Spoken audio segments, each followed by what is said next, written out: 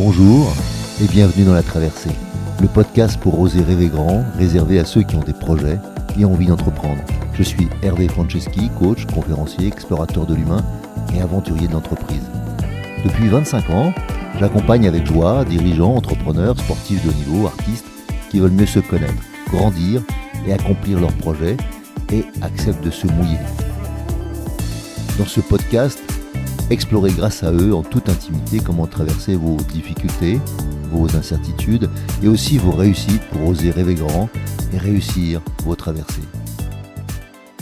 Je suis très heureux aujourd'hui de vous retrouver dans La Traversée et on va prendre le temps de donner une suite à l'interview que j'ai fait avec Vincent Avanzi, notre ami poète.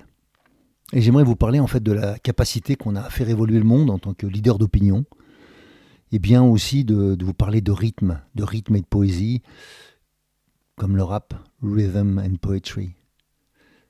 Et puis on va avancer sur la vertu de la poésie. Et puis j'aimerais qu'on revienne aussi sur notre potentiel. Si nous écrivions avec le cœur et que nous osions relire simplement avec la tête. Alors, bien sûr, on va prendre le temps de débriefer un peu cette interview. Et puis, comme d'habitude, vous aurez droit à un conte zen pour finir et avec en bonus une parabole. Et j'ai 3 citations qui m'accompagnent pour ce temps-là que nous avons ensemble. La première, c'est une de Khalil Gibran que j'aime beaucoup. Celui qui, par quelque alchimie, sait extraire de son cœur pour les refondre ensemble compassion, respect, besoin, impatience, regret, surprise et pardon, crée cet atome qu'on appelle l'amour. Je vous le refais. Celui qui par quelque alchimie sait extraire de son cœur pour les refondre ensemble, compassion, respect, besoin, patience, regret, surprise et pardon, crée cet atome qu'on appelle l'amour. Merci Khalil. Les gens se sentent seuls parce qu'ils construisent des murs au lieu de construire des ponts. Les gens se sentent seuls parce qu'ils construisent des murs au lieu de construire des ponts, nous disait Joseph Fort Newton. Et puis je reprends une phrase que moi je dis souvent, mes relations sont le miroir de la relation que j'entretiens avec moi-même. Mes relations sont le miroir de la relation que j'entretiens avec moi-même. C'est une des phrases que j'ai créées pour moi il y a longtemps et c'est un mantra pour moi. Alors, on va entamer directement le propos et je voulais revenir sur qu'est-ce qui fait qu'on est des leaders d'opinion. Je crois profondément que quand on a la chance d'être sur scène, quand on a la chance de pouvoir parler en public, quand on a la chance de prendre le micro comme je le fais, eh bien il faut accepter qu'on est entendu. Alors peut-être au-delà des mots qu'on utilise, peut-être d'une manière différente en fonction de chacun de nos visées, de nos envies. Mais pour moi, la chance d'être un leader d'opinion, c'est la chance de pouvoir exprimer ce qui compte pour moi et ce qui compte pour vous. Eh bien, vous devriez oser être vos propres leaders d'opinion. C'est-à-dire oser influencer les autres. Oser dire ce que vous pensez, oser dire ce qui compte, oser dire quelles sont vos croyances. Oser.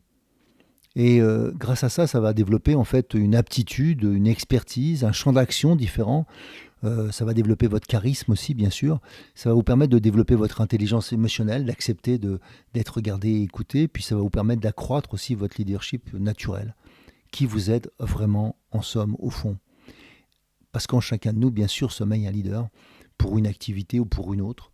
On n'est pas tous des leaders pour tous. Bien sûr qu'on peut être leader un jour et un follower, comme on dit maintenant, un suiveur, sur d'autres sujets. Et je pense que c'est un point essentiel. Qui je suis quand je suis, du verbe suivre. Donc qui je suis du verbe être, quand je suis quelqu'un. Eh bien on pourrait aussi se poser cette question régulièrement quand on est en mode leader, qui je suis quand les autres me suivent. Et clarifier en fait que quand j'ai l'occasion d'exprimer par la parole ou par d'autres moyens mes convictions, eh bien vous avez la possibilité donc d'influencer ce monde. Et je crois profondément que chacun de nous est capable d'influencer son entourage et autrement que en créant des problèmes. Parce que bien sûr qu'on peut influencer le monde en créant des problèmes. Mais il est aussi possible d'améliorer son quotidien, sa vie, sans obligatoirement chercher à améliorer le monde, mais on peut améliorer son monde. Et pour moi, le leader d'opinion, c'est ça. C'est mettre en œuvre ce que j'ai décidé. Pour ma part, j'ai décidé d'aider les gens à mieux comprendre pourquoi ils sont sur cette terre ou qu'est-ce qu'ils viennent vivre. J'ai décidé de partager mes connaissances. J'ai envie de transmettre ce que j'ai acquis avec le temps, à la fois de connaissances humaines et de la connaissance des autres, de la connaissance aussi du monde végétal et animal, et de faire vivre des expériences plutôt que des théories. Et comme beaucoup d'autres, j'ai décidé de non pas rêver ma vie, mais vivre mes rêves. Et ça a changé ma vie aussi quand j'ai vraiment décidé de mettre en œuvre chacun des rêves que j'avais au fond de moi. Et je vais bientôt avoir 60 ans et je pense que j'ai fait la majorité des projets, des rêves que j'avais, même si d'autres naissent depuis. Et donc, en conséquence, je ne suis pas encore prêt de m'arrêter. Mais c'est important que chacun de nous puissions oser émettre l'idée forte, que nous avons quelque chose à accomplir et que nous allons le faire. Alors, c'est pour ça que la poésie, pour moi, est essentielle. La vertu de la poésie, c'est non seulement, comme le disait Vincent, la possibilité d'exprimer autrement des choses qu'on n'arrive pas à dire, c'est aussi la possibilité d'enchanter le monde. Mais pour moi, c'est souvent, ça me rappelle souvent qu'en fait, on ne peut pas indéfiniment réutiliser le mot « je t'aime » sans avoir envie de changer les mots. Et c'est la poésie qui nous permet de faire ça. Le nombre de fois où les mots ne veulent pas dire ou ne peuvent pas dire ce que je ressens. Et la poésie le permet. Et sans rentrer dans de la technique, sans rentrer dans obligatoirement des choses qui sont rimées, phrasées, eh bien, il est possible tout simplement de trouver des mots qui, par leur juxtaposition, permettent de dire autre chose que chaque mot pris séparément. Et pour moi, ça, c'est la vertu numéro 1 de la poésie, arriver à pouvoir dire des choses qu'on ne pouvait pas dire. Arriver à faire naître des mots sur des sentiments qui sont complexes. Et je pense que dans nos sociétés, on a cherché à simplifier, alors qu'il faut rendre simple. Et la poésie, c'est simple. Mais bien sûr que ça peut être compliqué quand on l'a fait, mais quand on l'entend, elle est simple. On rentre dedans, on écoute. Et après, c'est un peu comme un tableau, on peut n'être pas sensible à cette poésie-là et sensible à une autre. Et comme nous le rappelle Victor Hugo, le poète, en des jours impies, vient préparer des jours meilleurs. Il est l'homme des utopies, les pieds ici, les yeux ailleurs. C'est lui qui, sur toutes les têtes, en tout temps, pareil au prophète dans sa main où tout peut tenir, doit qu'on l'insulte ou qu'on le loue, comme une torche qu'il secoue, faire flamboyer l'avenir. J'aime beaucoup cette strophe de notre ami Victor Hugo. Alors on pourrait s'amuser à le faire plus rapper. Première strophe, c'est Dieu le veut dans les temps concrets, chacun travaille, chacun sert. Malheur à qui dit à ses frères, je retourne dans le désert. Malheur à qui prend ses scandales quand les haines et les scandales tourmentent le peuple agité. Honte aux penseurs qui se mutilent et s'en va, chanteur inutile, par la porte de la cité. Voilà, on peut s'amuser à rythmer autrement les paroles, elles restent d'actualité. Parce que le rythme, justement, qui est associé au rap, le rythme, est juste fondamental. Le rythme dans nos sociétés est souvent confondu avec la vitesse, alors que c'est deux choses différentes. Le rythme, c'est comme une danse. Voilà, on peut être sur différents rythmes. Et on peut chalouper, donner du corps, donner de l'intérieur, donner du sentiment sur un rythme différent. Et donc, dans beaucoup d'entreprises, on confond justement le rythme et la vitesse, et on voit bien qu'il y a des gens qui ne vont pas au même rythme, et ça peut être dysfonctionnant. La vitesse, c'est justement quand on est au même rythme, on peut tous accélérer. Après, il faut peut-être de l'entraînement pour. Mais c'est un peu comme de l'aviron quand on est dans l'aviron et qu'on n'est pas au même rythme. Bah donc, on va se donner des coups de palais et ça va pas le faire. Ça va pas être possible. Donc, le but, c'est d'apprendre à être ensemble, à être ensemble. Comme on apprend à vivre au rythme des saisons, je crois qu'on a perdu ça aussi. On a perdu l'habitude de vivre au rythme des saisons. On veut manger autrement à chaque saison que ce que la saison nous propose. Et puis, on n'est plus présent à nous. Alors que vivre au rythme des saisons nous permet en fait d'être en axe, en accord avec les saisons. Qu'est-ce qu'on fait à chacune des saisons? Je pense que beaucoup de gens ne savent plus ce qu'il faut faire dans chacune des saisons. Beaucoup de gens sèment et récoltent tout le temps, mais ça marche pas bien. Ne savent pas quand est-ce qu'il faut faire le budget, ne savent pas quand est-ce qu'il faut être à l'intérieur, quand est-ce qu'il faut être à l'extérieur. Et donc pour moi, c'est réapprendre à devenir auteur et acteur de ma vie, en santé, en lien avec les changements climatiques, en lien avec les changements d'humeur de chacun d'entre nous, en lien avec, bien sûr qu'on est différent quand il y a du soleil et quand il n'y en a pas. On a plus de ressorts quand on sait utiliser ça, on a plus d'écoute vis-à-vis des changements internes et externes, donc avec soi et avec ses équipes.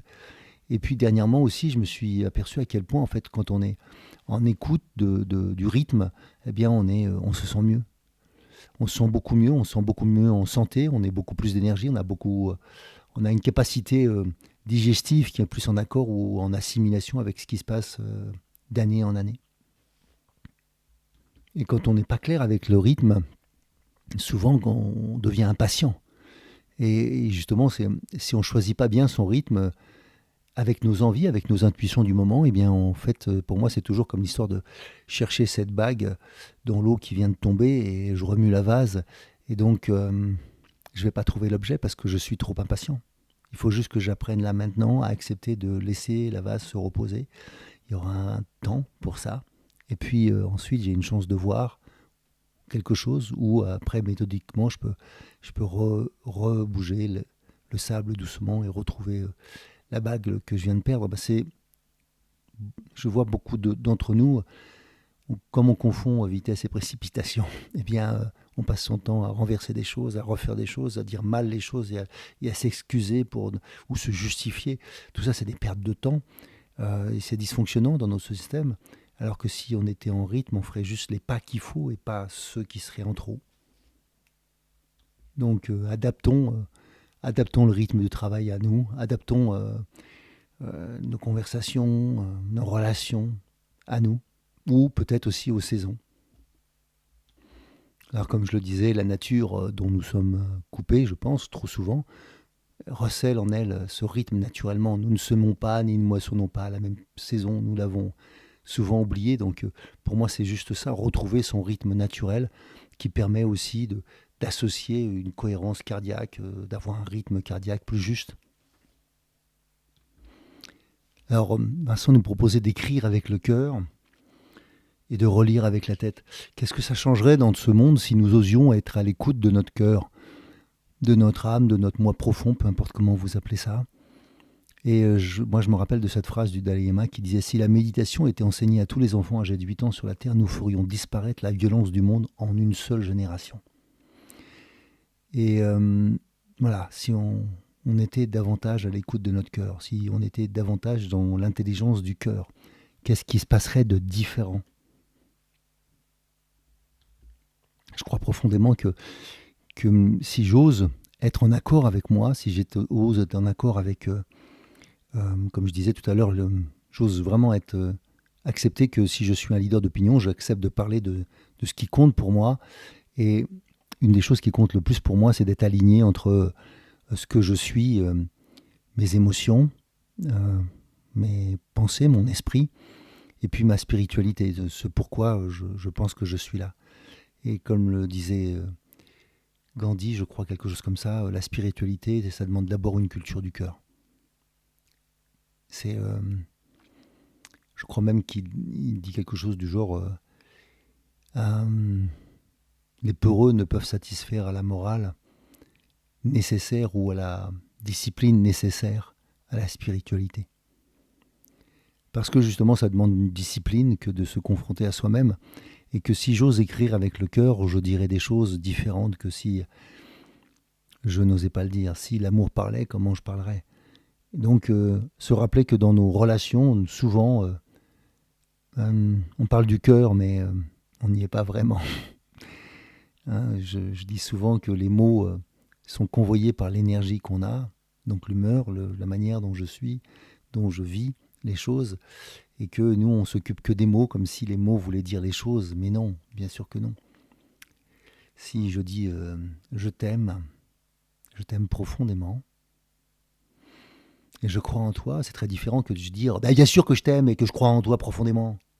Bah oui, c'est deux manières de le dire, mais il y en a une dans laquelle je peux le croire peut-être, et l'autre sûrement pas, en tout cas pas pour moi. Et donc sachant que ce que je viens de dire est une évidence, mais on fait comme si c'était pas vrai, si on osait écrire avec le cœur, je vous propose cet exercice, quand vous rentrez chez vous ce soir, quand vous allez, ou vous partez ce matin, vous allez au travail, peu importe à quel moment vous écoutez cette émission, eh bien, si le reste du temps qui vous restait avant de vous coucher le soir était consacré à parler avec le cœur.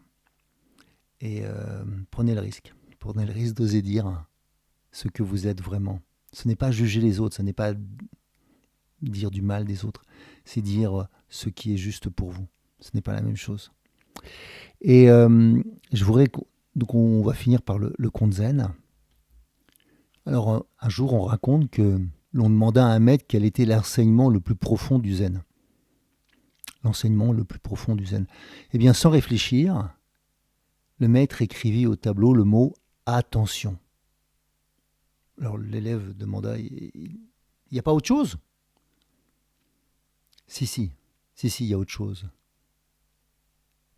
dit le maître. Et il écrivait à nouveau au tableau « attention ». Oui, mais il doit bien y avoir autre chose, insista l'élève. Oui, il y a encore autre chose, lui répondit le maître. Il se tourna à nouveau vers le tableau et écrivait une fois de plus le mot « attention ». À présent, on pouvait lire sur le tableau « attention, attention, attention ». Alors pourquoi ai-je écrit 3 fois ce mot demanda le maître. Parce qu'il y a l'attention au corps et à soi. Parce que l'attention au monde animal et minéral, source d'inspiration et d'intelligence coopérative. Et l'attention au monde, source du savoir-vivre ensemble. 3 sortes de présence à soi qui sont nécessaires pour à la fois bien agir et vibrer pleinement en solidarité avec le monde en nous et en dehors de nous. 3 sortes de présence à soi. Alors en fait, nous avons un gigantesque pouvoir entre les mains, et celui de créer tout ce que nous voulons. Et pourtant, qu'en faisons-nous? Alors je voulais finir par cette parabole qu'on appelle le philosophe et l'aveugle. Alors c'est l'histoire d'un philosophe qui sort de chez lui et qui, sur son chemin, rencontre un aveugle. Un aveugle qui n'est pas là d'habitude sur son chemin. Mais là, il y a écrit sur son panneau « Aidez-moi, je suis aveugle ». Comme le panneau est assez clair, les gens passent à côté de lui, certains ont pitié de lui, ils lui donnent une pièce. Mais lui, le philosophe, aujourd'hui, il passe et il voit l'écriteau, il met une pièce dans le chapeau et il demande à l'aveugle s'il peut écrire quelque chose d'autre à la place sur l'écriteau. C'est un écriteau à l'ancienne, vous voyez un peu les vieilles ardoises qu'on avait quand on était à l'école élémentaire. Le philosophe retourne l'ardoise, il n'efface pas l'ancien message et il écrit à la place quelque chose d'autre. Il replace l'ardoise devant le mendiant et repart. En fin de journée, il rentre toujours à pied du travail et il repasse devant l'aveugle. L'aveugle qu'il a entendu de loin et qui a repéré son pas, le stoppe avec sa canne et lui demande « Qu'avez-vous écrit ? Qu'avez-vous écrit ? Regardez mon chapeau, il est plein, j'ai jamais eu autant d'argent. » Alors le philosophe, en se mettant à genoux, lui répond « Rien qui ne soit pas vrai. J'ai réécrit la même phrase, mais d'une autre manière. » Il sourit et s'en va. L'aveugle ne sut jamais que sur son ardoise il y avait écrit « Aujourd'hui c'est le printemps, et moi, je ne peux pas le voir. » Bien sûr, une stratégie différente amène un résultat différent. Alors si je veux un résultat différent dans ma vie, peut-être qu'il faut que j'amène une autre stratégie. Peut-être que je suis aveugle à ce que je vis. Pour moi, c'est une opportunité à chaque fois de changer la stratégie quand les choses ne se passent pas comme je le désire. Et vous, qu'est-ce que vous faites ? Peut-être que cela ira mieux demain, je ne sais pas. Alors, qu'est-ce que je vous propose ? C'est apporter quelque chose aux autres. Ici, la poésie, là, le chant, plutôt que de la pitié. La pitié coupe l'amour, la compassion nous rassemble. Alors, lorsque les choses iront mieux, encore mieux, entre nous, entre vous et vos situations, alors osez transmettre votre enthousiasme, vos sourires, votre amour. Et ça sera le printemps pour tout le monde. Allez, on arrive à l'été, donc on peut changer de saison. À bon entendeur, salut.